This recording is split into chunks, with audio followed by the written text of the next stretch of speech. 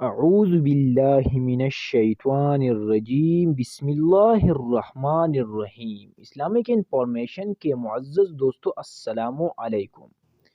پیارے دوستو، اگر اس مہنگائی کے دور میں کسی کا کاروبار یا روزگار نہیں ہے تو اس کا گزارا بہت مشکل ہوگا اور وہ خواہ مخواہ ٹینشن اور ڈپریشن میں ہوگا۔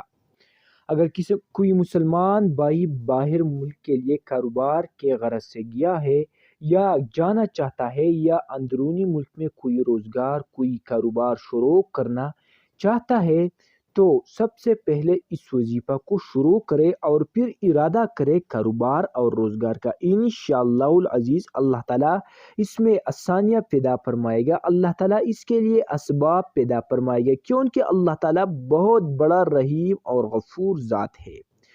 وظیفہ کے الفاظ اور طریقہ کار یہ ہے کہ روزانہ 573 مرتبہ سبحان اللہ و بحمدہ سبحان اللہ العظیم استغفر اللہ، سبحان اللہ و بحمدہ سبحان اللہ العظیم استغفر اللہ کو بعضو پڑھے، یعنی 573 مرتبہ ان الفاظ کو پڑھے۔